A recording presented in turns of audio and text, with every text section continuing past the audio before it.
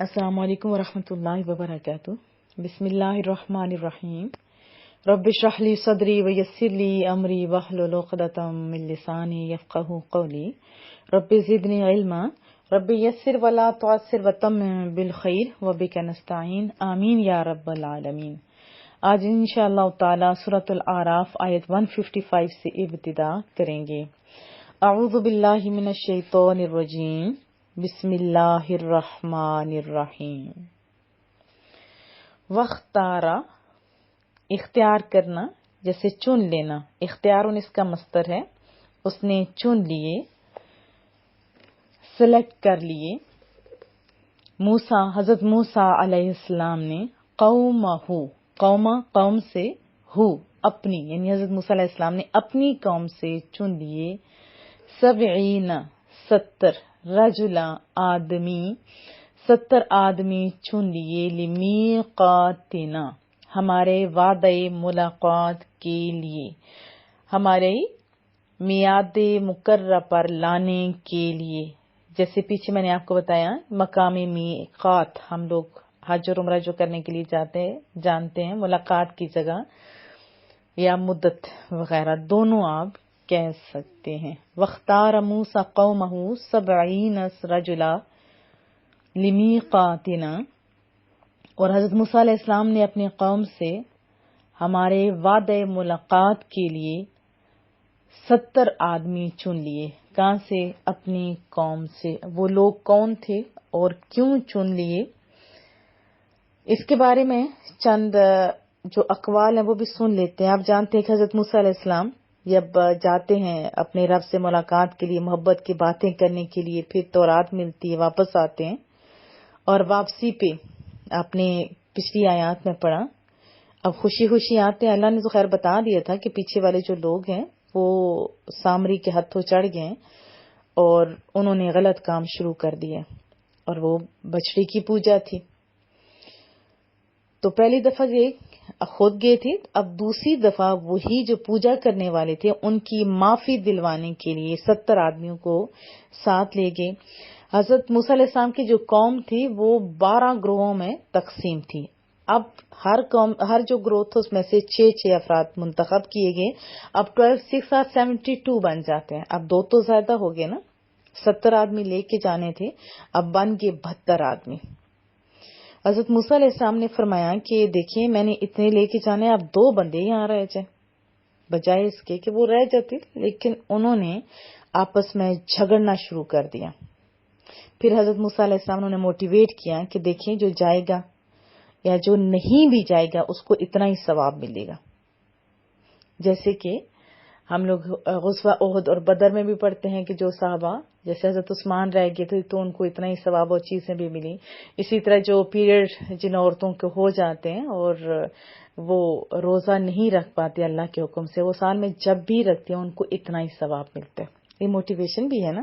تو بہرحال جب انہوں نے موٹیویٹ کیا تو وہاں جو 2 حضرات تھے، حضرت کالب اور حضرت یوشع، وہ جو اچھے لوگ تھے، جو نبیوں کی بات مان لینے والے لوگ تھے، انہوں نے بات مان لی، اور باقی جو لوگ تھے ان کو ساتھ لے کے گئے، لیکن وہ بھی وہ لوگ تھے جنہوں نے بچڑے کی پوجا نہیں کی تھی۔ ایک تو یہ قول ہے، اور دوسرا یہ بھی ہے کہ جب یہ الواح کا پیچھے ہم نے پڑھا تھا، وہ تختیاں جس میں سارے احکامات تھے، وہ جب قوم کو جا کے بتایا نا تو قوم کے کچھ افراد نے کہا کہ ہم کیسے مانیں کہ یہ اللہ کا کلام ہے۔ ان کے لیے تو مشکل ہو رہا تھا ماننا۔ اب ساری قوم کو بھی لے کے جانا حضرت موسیٰ کے لیے آسان نہیں تھا، کیونکہ بہت مشکل تھا نا۔ پھر اللہ کا حکم بھی کتنا تھا کہ 70 آدمیوں کو لے کے چلیں، تو پھر یہ لوگ بھی گئے۔ پھر جب حضرت موسیٰ علیہ السلام سے رب کریم نے کلام کیا تو انہوں نے بھی سنا۔ تو جانے سے پہلے بھی ہم نے پیچھے پڑھا تھا کہ حضرت ہارون کو انہوں نے انسٹرکشنز دی تھی، اور وہیں پہ کہا تھا کہ آپ نے یہ کرنا ہے، میں ابھی جا رہا ہوں۔ اس میں بھی ہمارے لیے سبق تھا، کیونکہ نبی تو اپنی ایک چیز کی طرف گائیڈ کر رہا ہوتا ہے نا۔ اب یہاں پہ حضرت موسیٰ علیہ السلام جب ان کو ساتھ لے کے جا رہے تھے تو ان کو پہلے کیا کہا؟ روزہ رکھنے کا حکم دیا، بدن اور کپڑے پاک کرنے کا حکم دیا، پھر اپنے ساتھ طور سینا کی طرف نکلے۔ جب پہاڑ کے قریب پہنچے تو انہیں ایک بادل نے ڈھانپ لیا تھا۔ حضرت موسیٰ ان کے ساتھ اسی میں داخل ہو گئے، سب نے سجدہ کیا۔ پھر قوم نے اللہ کا کلام سنا۔ جب حضرت موسیٰ سے بات ہوئی تو ان سے بھی یہ سماعتوں کو ٹکرایا نا، تو حضرت موسیٰ علیہ السلام سے فرمایا کہ یہ کرو اور یہ نہ کرو، کچھ احکامات اللہ نے دیے۔ تو اللہ تعالیٰ نے بنی اسرائیل کے بارے میں جو حکم دیا نا کہ وہ توبہ کے لیے اپنی جان دیں گی، یہ بھی ہم نے پیچھے پڑھا ہے۔ تو جب کلام کا سلسلہ ختم ہونے کے بعد باطل تو ہٹ گئے، تو یہ اب کہنے لگے موسیٰ توبہ میں اپنی جانوں کو قتل کرنے کا جو حکم ہم نے سنا ہے، اس کی تصدیق ہم اس وقت تک نہیں کریں گے جب تک کہ ہم اللہ تعالیٰ کو اعلانیہ دیکھ نہ لیں۔ تو اس پر حضرت موسیٰ علیہ السلام دیکھتے ہی دیکھتے انہیں وہ جو سارا گروہ تھا، وہ جو 70 لوگ تھے، زلزلے نے آ لیا اور وہ سارے کے سارے لوگ ہلاک ہو گئے۔ اور ہم نے سورۃ البقرہ کے اندر آیت 55 کے اندر بھی ہم نے پڑھا تھا کہ جب اس قوم نے کہا تھا وَإِذْ قُلْتُمْ يَا مُوسَىٰ لَن نُّؤْمِنَ لَكَ حَتَّىٰ نَرَى اللَّهَ جَهْرَةً فَأَخَذَتْكُمُ الصَّاعِقَةُ وَأَنتُمْ تَنظُرُونَ۔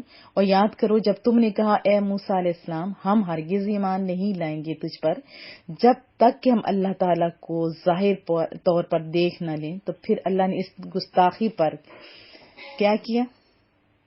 اس گستاخی پر انہیں سزا ملی تھی، بس اس گستاخی پر تم کو بجلی کی کڑک نے آ لیا اور تم دیکھ رہے تھے۔ وہاں پیچھے تذکرہ آتا ہے بجلی کی کڑک کا، ادھر کس کا تذکرہ آتا ہے وہ بھی ہم انشاءاللہ پڑھتے ہیں۔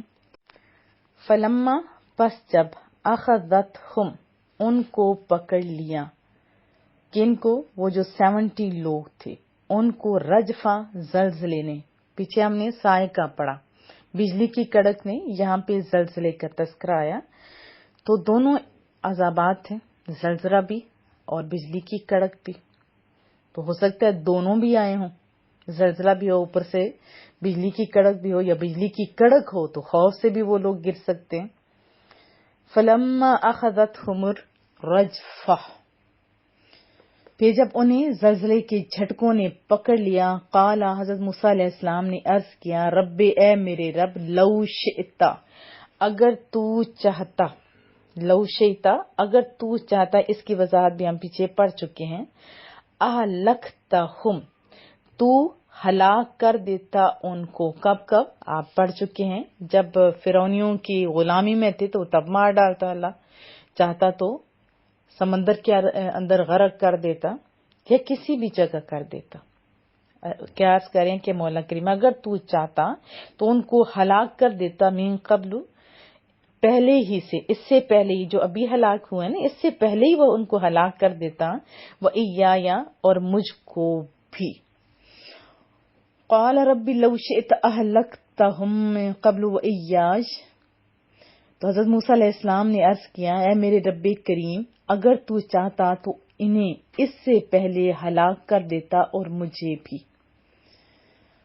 حضرت موسیٰ کو پتا تھا نا یہ ایسی قوم ہے جو بار بار حجتیں کرتی ہے، ہر بات کے اندر سے اس نے بات نکالنی ہوتی ہے، کیونکہ وہ بات پہ برہم ہونے والے لوگ تھے، بات پر بگڑ جاتے تھے۔ اب جب دیکھا کہ 70 آدمی لقمہ اجل ہو گئے تو نہ معلوم کیا وہ دم مچائیں گے یہ لوگ، اس لیے آپ نے عرض کی کیا ہے میرے مالک اگر تیری مشیت یہی تھی کہ انہیں ہلاک کر دیا جائے تو انہیں پہلے ہی سے ہلاک کر دیا جاتا، اب جب یہ میرے ہمراہ آئے تو تو نے انہیں ہلاک کر دیا، میری قوم مجھے بدنام کرے گی، مجھے ملزم ٹھہرائے گی، کیونکہ اس قوم کی عادت تھی۔ ایک قول وہ بھی آپ کو سنا دیتی ہوں، جب حضرت ہارون علیہ السلام ان کی روح نکل گئی، وہاں پہ پڑے ہوئے تھے، حضرت موسیٰ علیہ السلام گئے تو اس قوم نے حضرت موسیٰ کو کہا کہ یہ تو ہارون تو بڑا نرم دل تھا، ہمارے ساتھ کھلتا تھا، ملتا تھا، ہمارے ساتھ نرمی کرتا تھا، اور تو نے حسد کی وجہ سے اس کو مار ڈالا۔ اب دیکھیے وہ قوم اور وہ کیسی بات کرے۔ پھر حضرت موسیٰ علیہ السلام نے دعا کی، اللہ تعالیٰ نے حضرت ہارون علیہ السلام کو پھر دوبارہ زندہ کیا، انہوں نے بتایا کہ انہوں نے مجھے کچھ نہیں کیا۔ پھر وہ قوم اس ٹائم بھی ڈر گئی اور اس نے قوم نے کہا تھا کہ اب ہم آپ کے خلاف کوئی بات نہیں کریں گے، جیسے آپ کہیں گے ہم ایسا ہی مانیں گے. لیکن ہر بار وہ بدلنے والی قوم تھی. تو ظاہر ہے آٹومیٹکلی مائنڈ میں یہ بات تو جاتی ہے نا کہ نہ جانے آپ کیا ہونے والا ہے. فرمایا اتہلکنا، کیا تو ہلاک کرتا ہے ہمیں، بما، اس کی وجہ سے، اس سبب سے، یعنی اس کی ریزن یہ ہے کہ بما فعل، اس پر جو کیا، سفہاء، بے عقل لوگوں نے، یعنی یہ جو انہوں نے مطالبہ کیا ہے، یہی مطالبہ تھا نا کہ اللہ کو ہم ظاہری طور پر دیکھنا چاہتے ہیں، اور بھی جتنی جو پیچھے غلطیاں ہیں جنہوں نے بچڑے کی پوجا کی وہ بھی تو بے وقوف ہی تو تھے نا. منا، ہم میں سے، اتہلکنا بما فعل السفہاء منا، کیا تو ہمیں اس غلطی کی وجہ سے جو کہ چند احمقوں نے ہم میں سے کی ہے اس وجہ سے ہلاک کرتا ہے. ان ہیا، نہیں ہے یہ، ان نہیں، ہیا یہ، الا مگر، فتنہ تک، تیری آزمائش. فتنہ کا معنی بہت زیادہ ہوتے ہیں. ایک عام جو الفاظ کے طور پر آپ لوگ استعمال کرتے ہیں، فتنہ کا معنی عذاب بھی لیتے ہیں، ایسا ہے نا، آزمائش بھی ہوتے ہیں اور فتنہ بھی ہوتا ہے. ان ہی الا فتنہ تک، یہ تو تیری آزمائش ہے. ایسے بھی آپ ترجمہ کر سکتے ہیں اور ایسے بھی آپ کر سکتے ہیں، نہیں ہے یہ مگر یہ تیری آزمائش. تو دلو، تو گمراہ کرتا ہے، بہا، اس سے، من تشاء، جس سے چاہتا ہے، وتہدی، اور تو ہدایت دیتا ہے، سیدھی راہ دکھاتا ہے، ہدایت دیتا ہے، من تشاء، جس سے چاہتا ہے. تو دلو بہا من تشاء وتہدی من تشاء، تو گمراہ کرتا ہے اس سے جس کو چاہتا ہے اور ہدایت دیتا ہے جس سے تو چاہتا ہے. اگر ہم لوگ دیکھیں اپنی روٹین لائف میں بھی دیکھیں، آزمائشیں، امتحانات آتے رہتے ہیں نا. اب وہی آزمائش کبھی تو انسان کو یہ بات سوچنے پر مجبور کرتی ہے کہ کہاں ہم سے غلطیاں ہوئیں، پھر بندے کی توجہ اپنی اصلاح کی طرف آتی ہے نا توجہ. اور کچھ لوگ ایسے ہوتے ہیں جو پہلے نمازی ہوتے ہیں، اچھے خاصے کام کر رہے ہوتے ہیں، جیسے کل بھی میں نے آپ کو بتایا، تو وہ الٹا اللہ سے ناراض ہونا شروع کر دیتے ہیں، پھر قرآن کریم پڑھنا چھوڑ دیتے ہیں. ایسا ہی ہے نا. معذرت. تو بعض ایسے ہوتے ہیں، مصیبت آتی ہے، پریشانی آتی ہے، نہ ان کو کوئی فائدہ ہوتا ہے اس کا، نہ ہی کچھ ان کو نقصان ہوتا ہے. وہ جیسے قرآن کریم میں لکھا ہوا ہے، وہ کہتے ہیں کہ ہمارے ابا اجداد پر بھی اچھے بھی وقت آیا اور برا بھی وقت آیا. ایسے ہمارے ساتھ ہوا، کوئی بات نہیں. تو بہر طور پر یہ جو آزمائش ہوتی ہے، یہ امتحانات ہوتی ہے، صحت کا جانا، مال کا جانا، کوئی حادثہ، کوئی بھی چیز آتی ہے تو یا بندے کو کیا کرتا ہے، نکھار دیتا ہے، تو یا بکھیر دیتا ہے. ذرا آپ اپنا محاسبہ کیجیے، کیونکہ شیطان تو یہی چاہتا ہے نا کہ آپ اللہ سے دور ہو جائیں. جب کوئی پریشانی آتی ہے تو شیطان دل میں ڈالتا ہے، کیونکہ اللہ سے دور کرنا مقصود ہے نا، دل میں ڈالتا ہے کہ تو یہ بھی کرتا تھا تو وہ بھی کرتا تھا، تو دیکھ اللہ نے کیا کیا تیرے ساتھ. بہت سارے لوگ جیسے بات کرتے ہوتے ہیں کہ ہم نے تو یہ نیک کام بھی کیے تھے، روزے رکھتے تھے، اللہ کے بندے تھے، پتہ نہیں کیا کہتے، ایسا کیوں ہو گیا. تو ان چیزوں سے پہلے تو آپ نے دعا بھی مانگتے رہنا ہے، کیونکہ امتحانات آتے رہتے ہیں.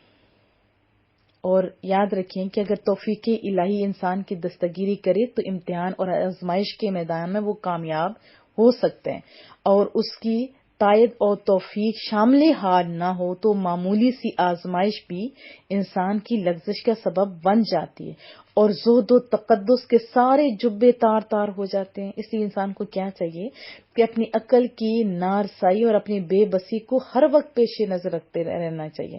اللہ تعالیٰ کے دامن رحمت میں پناہ بھی ڈھونڈتے رہنا چاہیے. رسول اللہ کی یہ دعائیہ کلمات کتنے دلکش اور کتنی حقیقت افروز ہیں، آپ بھی یاد کر لیجئے. یا حی یا قیوم برحمتک استغیث، لا تکلنی الی نفسی طرفت عین اسلح لی یا وصلح لی شان کلّا، اے زندہ جاوید رب کریم، اے ہر چیز کو زندہ رکھنے والے، میں تیری رحمت سے فریاد کرتا ہوں، آنکھ چھپکنے کی قدر بھی مجھے اپنی توفیق سے محروم کر کے میرے نفس کے سپرد نہ کر، اور میرے تمام حالات کی خود اصلاح فرما۔ جیسے ابھی ہم لوگ آگے پڑھیں گے، حضرت موسیٰ علیہ السلام نے بھی ہمیں یہی تعلیم دی تھی، یہی تعلیم دیتی تھی۔ بات آگے چلی گئی تو ہم نے ان آیات سے کیا سیکھا کہ وہ لوگ بچے کی پوجا بھی نہیں کرتے تھے، لیکن ادھر آئے، ناجائز مطالبہ بھی کیا، یا انہوں نے ان بچڑے جو پوجنے والے لوگ تھے ان کو منع نہیں کیا ہوگا، یہ بھی علماء کرام نے لکھا، تو اللہ نے ان کو ہلاک کر دیا۔ تو یہاں سے بھی ہمیں بہت ساری باتیں پتہ چلتی ہیں کہ ہم وہ قوم ہیں جو لوگوں کو اچھائیوں کا حکم دیتے ہیں اور برائیوں سے روکتے ہیں۔ رسول اللہ کی ایک بہت ہی خوبصورت حدیث طیبہ مفہوم آپ کو بتا دیتی ہوں۔ محبوب نے فرمایا کہ جیسے ایک کشتی ہو سمندر کے اندر ہو، اب اوپر والے اور نیچے والے دو پارٹ ہیں، اب نیچے والوں کو اوپر جانا پڑتا ہے پانی لینے کے لیے، اوپر والے بھلے تنگ ہوتے ہیں یا نہیں ہوتے ہیں، یا جیسے وہ ان کا منہ بن جاتا ہے، یا نیچے والوں کو اوپر جانا مشکل لگتا ہے، وہ کیا کرتے ہیں، نیچے سے کہتے ہیں تھوڑا سا سوراخ کر دیتے ہیں، نیچے سے پانی آئے گا تو ہم لوگ پانی استعمال کر لیں گے۔ اگر وہ سوراخ کر رہے ہوتے اوپر والے انہیں نہیں روکیں گے تو نیچے والے بھی تو ڈوبیں گے تو اوپر والے بھی ساتھ ڈوب جائیں گے۔ تو برائی کہیں بھی ہم دیکھیں تو ہمیں کیا چاہیے کہ ہم برائیوں کو روکنے کی کوشش کریں۔ جیسے سورۃ العصر میں بھی ہے، والعصر، خسارے میں سارے کے سارے، یہ زمانہ خسارے میں، زمانے کی قسم بھی اٹھائی جا رہی ہے، ان الانسان لفی خسر، بے شک سارا زمانہ خسارے میں ہے، یعنی لوگ جو ہیں وہ خسارے میں ہیں۔ لیکن وہ کون سے لوگ ہیں جو خسارے میں نہیں ہیں؟ جنہوں نے الا الذین آمنوا وعملوا الصالحات وتواصوا بالحق وتواصوا بالصبر۔ اس کو سامنے رکھیں، ذرا اپنا محاسبہ کیجیے، ہم کیا کر رہے ہیں؟ کیا ہم برائیوں کو روک رہے ہیں؟ نہیں، تو پھر خود بھی رگڑنے کے لیے آپ تیار ہو جائیے۔ انت ولینا، اب حضرت موسیٰ علیہ السلام کتنا سونا فرما رہے، انت، تو ہی ولینا، ہمارا ولی ہے، ہمارا کار فرما ہے، کار ساز ہے مولا کریمہ۔ ولی کے بہت سارے معنی میں نے آپ کو بتائے تھے، اگر نہیں یاد تو پھر مجھے بتائیے، میں آپ کو وہ بھیج دوں گی۔ تو ہی ہمارا کار فرما ہے، فاغفر لنا، بخش دے ہم کو، پس بخش دے ہم کو، ورحمنا، اور ہم پر رحم فرما، وانت خیر الغافرین، اور تو سب سے بہتر غافر ہے۔ غافر معنی ہوتا ہے بہت بخشنے والا، بہت زیادہ بخشنے والا۔ اب اتنا بڑا جرم ہے تو تب بھی اللہ کے پاس آ کے دیکھو تو صحیح، اللہ واقعی غفور الرحیم ہے۔ کل ہم لوگ جو آیت کریمہ پڑھی تھی تو اس کے اندر میں نے ایک حدیث طیبہ آپ کو سنائی تھی کہ اللہ کی رحمت کتنی زیادہ ہے، وہ انشاءاللہ آگے جب آئے گا تو مزید ایک دفعہ دہرا دوں گی۔ اور پیچھے ہم نے یہ بھی پڑھا تھا کہ جتنا بڑا جرم ہو بس اللہ کے پاس آ جاؤ، وہ غفور الرحیم ہے۔ مصطفیٰ کریم کے پاس آ جائیے، وہ بھی معافی مانگے، آپ بھی معافی مانگو، تو قرآن کریم ہے کہ آپ اللہ کو غفور الرحیم پائیں گے۔ تو کیا حضرت موسیٰ عرض کر رہے ہیں ہمیں بھی کیا چاہیے کہ ایسے مواقع آ جائیں تو یہ ایک پیغمبر ہمیں سکھا رہے ہیں، قرآن کریم ہمیں سکھا رہے ہیں کہ فوراً اپنے رب سے رابطہ کرنا چاہیے اور بخشش مانگنی چاہیے، اللہ سے رحم کی اپیل کرنی چاہیے۔ اور اتنے سونے انداز ہیں کہ مولا تو سب سے سونا بخشنے والا ہے، کتنی محبت ہے ان الفاظ کے اندر۔ وقتب، اور لکھتے، لنا، ہمارے لیے، فی، میں، ہادہ دنیا، اس دنیا میں، اے قادر مطلق۔ اب اللہ تعالیٰ کے قادر مطلق اور مختار کل ہونے کے اعتراف کے بعد اب اپنا دامن وہ جو ہے وہ کھول کے پھیلایا جا رہا ہے، اور ولینا، ہمارے دین اور دنیا کے تمام کاموں کا تو ہی محافظ ہے، نگہبان ہے. تو ہم جب تک اس دنیا میں ہمیں صحت، عافیت، توفیق، ہدایت اور شوق عبادت عطا فرما. یہ آپ دیکھیں، اور جب یہاں سے رختے سفر باندھیں، آخرت کی طرف جائیں تو ہمارے گناہوں کو بھی معاف کر دے اور اپنے جوارِ رحمت میں جگہ عنایت فرما. یہ دعا اصل میں کی جا رہی ہے. وقتب اور لکھتے لنا ہمارے لیے فی ہذہ دنیا، اس دنیا میں حسنہ. حسنہ میں جتنی چیزیں میں نے آپ کو بتائی ہیں، صحت، عبادت کا شوق اور بہت ساری کامیابیاں. اللہ ہمارے بچوں کی بھی حفاظت فرما، ان کو زندگیاں صحت تندرستیاں دے اور ہمیں دنیا میں رہتی ہوئی آخرت کی تیاری کی بھی توفیق عطا فرما. اور ہمارے لیے لکھ دے اس دنیا میں خیر و برکت، و فی الآخرہ، اور آخرت میں، یعنی دنیا میں بھی لکھ دے اور آخرت میں بھی. انا، بے شک، ہدنا، ہم نے رجوع کیا. ہدنا، ہادہ یہود، ہدنا، ہم نے توبہ کی، ہم نے تیری طرف رجوع کیا. ہم نے تیری طرف رجوع کیا. الیکا، تیری طرف، ہم نے تیری طرف رجوع کیا. کتنی چاشنی، کتنی محبت ان الفاظ کے اندر. اور آخرت میں بھی بے شک ہم نے، یعنی دنیا میں بھی بھلائیاں عطا فرما اور آخرت میں بھی بے شک ہم نے تیری طرف رجوع کیا. آخرت میں کیسی بھلائیاں؟ دوزخ سے بچا لے، جنت میں جگہ عطا فرما، رب کی رضا. اور حدیث طیبہ میں آتا ہے نا، صالحین دیکھیں بھی گے بھی اپنے رب کو. تو اللہ ہمیں اپنا دیدار بھی کرا. اب یہاں سے ایک نبی دعا کر رہے ہیں اور دعا بھی بڑی سونی. ہم نے پیچھے پڑھا تھا جو ہمیں دعا رسول اللہ نے سکھائی تھی، ربنا آتنا فی الدنیا حسنۃ وفی الآخرۃ حسنہ. دنیا اور آخرت کی دونوں بھلائیوں کی دعا مانگنے کا حکم ہے. پھر اس آیت سے یہ بھی پتہ چلا کہ شفاعت نبی برحق ہے، جسے دنیا اور دین کی آفتیں ٹل جاتی ہیں. حضرت موسیٰ علیہ السلام نے ان سب کی شفاعت فرمائی جو ان کے کام آئی. پھر وہ لوگ سارے زندہ ہو گئے. قال، اللہ نے فرمایا، عذابی، میرا عذاب، اصیبو، پہنچاتا ہوں میں، اصیبو، پہنچاتا ہوں میں، ڈالتا ہوں میں، بہی، اس سے، من اشاؤ، شروع میں آ گیا میں، جسے میں چاہتا ہوں. قال عذابی اصیب بہ من اشاء، اللہ نے فرمایا میرا عذاب میں اسے جسے چاہتا ہوں پہنچاتا ہوں، یا جس سے چاہتا ہوں اس کو پکڑ لیتا ہوں، اس پر عذاب ڈال دیتا ہوں یا نازل کر دیتا ہوں.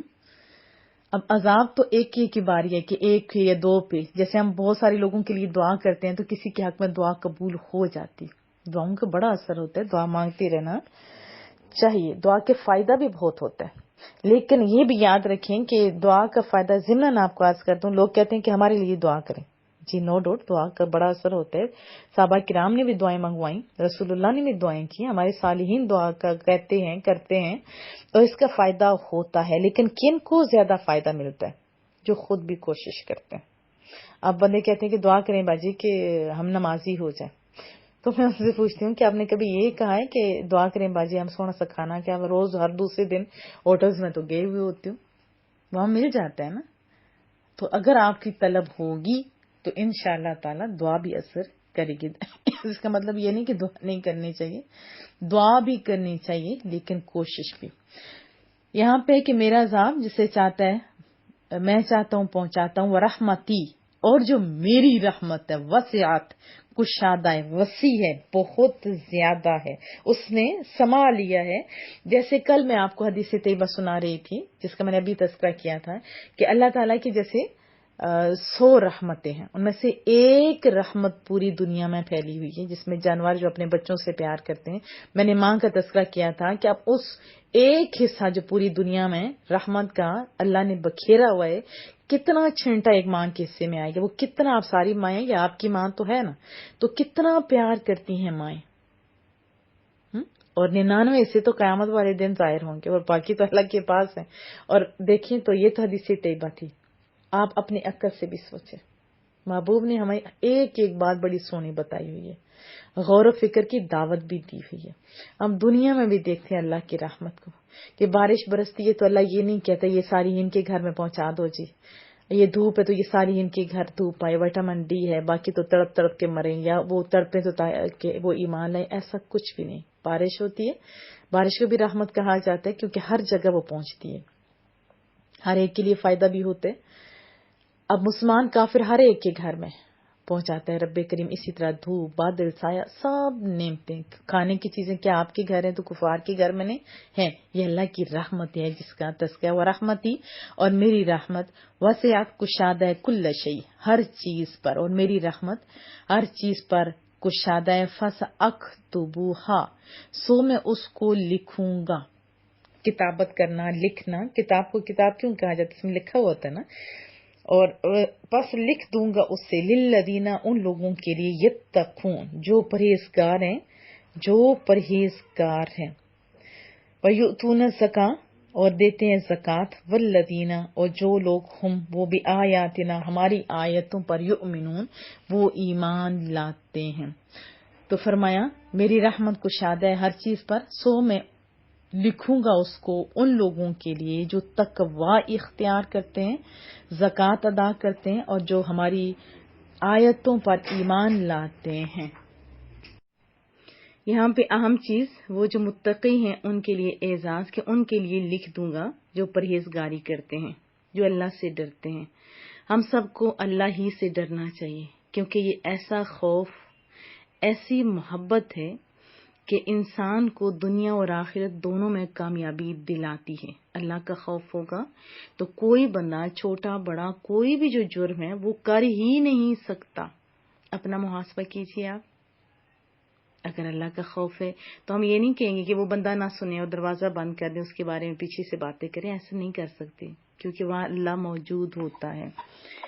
بہرحال دوسرا تذکرہ ہے وَيُؤْتُونَ الزَّكَاةَ، اور زکوٰۃ دیتے ہیں۔ یہاں پہ نماز، روزہ، حج کا نہیں تذکرہ آیا، یہاں پہ آیا جو زکوٰۃ دیتے ہیں، کیونکہ زکوٰۃ کو دینا، خوش دلی سے دینا، یہ بہت اچھا ہے۔ اور ایک حدیث طیبہ بھی ہے، مفہوم بتا دیتی ہوں، کہ جو لوگ زکوٰۃ روک لیتے ہیں نا، پھر وہاں بارشیں بھی نہیں ہوتی، تو صرف جانوروں کے بھوک کی خوف سے اللہ پھر بارشیں دیتے ہیں۔ اور بھی بہت ساری آپ احادیث پڑھیں گے تو اس میں ہمیں پتہ چلے گا۔ حضرت ابوبکر صدیق نے بھی ان لوگوں کے خلاف جہاد کیا تھا جنہوں نے زکوٰۃ روک دی تھی۔ تو زکوٰۃ کیوں دی جاتی ہے؟ ایک تو آپ کا مال پاک ہو جائے، دوسروں کا بھلا ہو جائے۔ دیکھیں اسلام ہمیشہ دوسروں کی بھلائیوں کا سوچتا رہتا ہے۔ رسول اللہ صلی اللہ علیہ وسلم کا حکم ہے کہ سلام عام کرو اور کھانا کھلاؤ۔ ہمارے جو بڑے لوگ تھے وہ کھانا کھلانے کے لیے یوں سمجھے بہانہ ڈھونڈتے رہتے، تو لوگوں کو کھانا کھلانے کے بہانے ڈھونڈے جاتے تھے، کیونکہ محبوب کا حکم ہے کھانا کھلاؤ اور سلام عام کرو۔ جیسے پہلے کوئی فوت ہوتا تھا اس دن، پھر دوسرے دن، تیسرے دن، چوتھا، جمعراتیں، چلیے پھر سال گزرنے کے بعد، یہ سب کھلانے کے طریقے تھے، ان کے بارے میں دلائل بھی موجود ہیں۔ یہ شریعت اس کو جائز قرار دیتی ہے کیونکہ یہ ایصال ثواب کے طریقے ہیں۔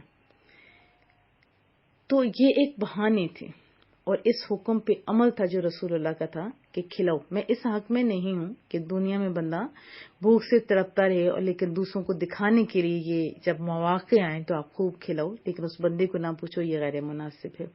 کیونکہ جب مرنے کے بعد اس طرح کا اہتمام پہلے کرتے تھے تو زندگی میں کتنا اچھا اہتمام کرتے ہوں گے، آپ مجھے خود بتائیے۔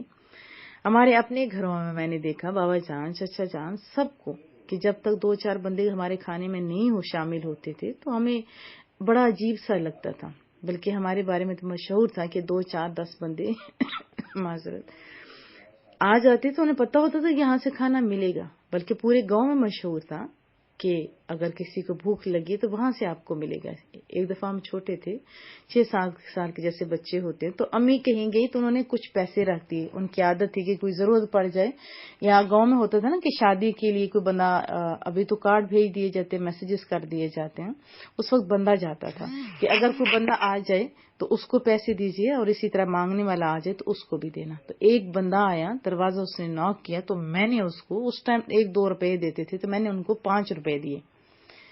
5 روپے جب میں نے دیے تو وہ حیرانگی سے کہنے لگا کہ ہم بس ایسے ہی چلے جائیں گے۔ میں نے کہا کیا مطلب ہے؟ کہتے ہیں آپ کو پتہ ہے کہ میں فلاں فقیر بابا ہوں، اور ہم جب بھی اس ایریے میں آتے ہیں تو آپ کے گھر سے کھانا کھا کے جاتے ہیں، مجھے بڑی حیرت ہوئی کہ میں خالی پیسے لے کے جا رہا ہوں. تو میں بھی مجھے تو نہیں پتا تھا یہ سب کچھ کیونکہ ہم چھوٹے تھے، لیکن ہمیں بڑا اچھا لگا یہ کہ ایک فقیر مانگنے والا، بھی تو خیر مانگنے والے بے تحاشے ہو گئے، تنگ بہت کرتے ہیں، اس ٹائم اتنا تنگ نہیں کرتے تھے جیسے گاؤں کے ہمارے ایریے کے لوگ تھے. بہرحال کہنے کا مقصد کیا ہے کہ ہمارے حضرت ابراہیم علیہ السلام وہ بھی مہمانوں کو گلیوں میں ڈھونڈا کرتے تھے، اور بھی جتنے آپ پیچھے ہم مڑ کے دیکھتے، لیکن آج کے دور میں اس نہ کھلانے کی وجہ سے ہمارے دل تنگ تنگ تنگ ہوتے جا رہے ہیں. بات سمجھ آ رہی ہے؟ تو زکوٰۃ جس اللہ نے آپ کو رزق دیا ہے وہی آپ کو حکم دے رہے ہیں، آپ کو خوش دلی کے ساتھ زکوٰۃ دینی چاہیے. اور کن کو دینی چاہیے؟ جو واقعی حقدار ہوں. اور آج کل تو علماء کرام فرماتے ہیں جو صحیح العقیدہ ہیں ادارے، ان کے اندر دیے جائے اور ان کو بتا کے دیے جائے، کیونکہ وہاں غربا کے بچے پڑھنے کے لیے آتے ہیں، پانی کھانا دانا سب کچھ ان کو چاہیے ہوتا ہے، بجلی کے بل، یہ سارا کچھ آپ کو پتہ ہے ایسا ہے. اور وہاں بچے پڑھیں گے، جب تک پڑھتے پڑھاتے رہیں گے تو آپ کو ثواب ملے گا. تو بہرحال بات ہو رہی تھی کہ زکوٰۃ دیتے ہیں، یہ ان کی تعریف ہو رہی ہے. پھر دوسری بات، جو لوگ ہماری آیتوں پر ایمان رکھتے ہیں، یہ یاد رکھیے کہ ایک ٹرینڈ ابھی یہ چل نکلا ہے کہ آیت کے اندر سے ایک پیس لیا جاتا ہے اور پھر لوگوں کو خراب کیا جاتا ہے. ایسا ہی ہے نا؟ تو جب بھی آپ کے پاس کوئی چیز پہنچے یا کوئی بندہ آپ سے بات کرے تو پوری آیت، اس کا سیاق و سباق آگے پیچھے پڑھ کے تو پھر فیصلہ کیجیے. بات سمجھ آ رہی ہے؟ کیونکہ پوری جتنی آیات ہیں ہر ایک پہ ایمان لانا ضروری ہے. یہ نہیں کہ آدھے پہ ایمان لایا جائے آدھے پہ نہیں، ایسا نہیں ہونا چاہیے. پھر قرآن کریم ہے کہ یہی بہتوں کو ہدایت دیتا ہے اور بہتوں کو نہیں دیتا. کن کو ہدایت ملتی ہے؟ وہ جو پورے قرآن کریم پر ایمان رکھتے ہیں، اعتقاد رکھتے ہیں اور عمل کرتے ہیں. اللہ پاک ہم لوگوں کو عمل کی توفیق عطا فرمائے. اور جتنا آج ہم نے سیکھا اس کو بار بار سنیے، سیکھیے، عمل کیجیے، اپنا محاسبہ کیجیے، دوسروں کو گروپس میں شامل کریں، خود بھی اور دوسروں کو بھی موٹیویٹ کرنے کے لیے کوئی نہ کوئی کام آپ کو کرنا چاہیے. کہ ان سے پوچھیں کہ کیا سیکھا، آپ خود لکھیں آج ہم نے یہ سیکھا تو اتنے کے اوپر کیا ہم نے عمل کیا، نہیں کیا تو کم از کم کوشش ہمیں کرنا ہوگی. ہمیشہ دعاؤں کی درخواست رہے گی.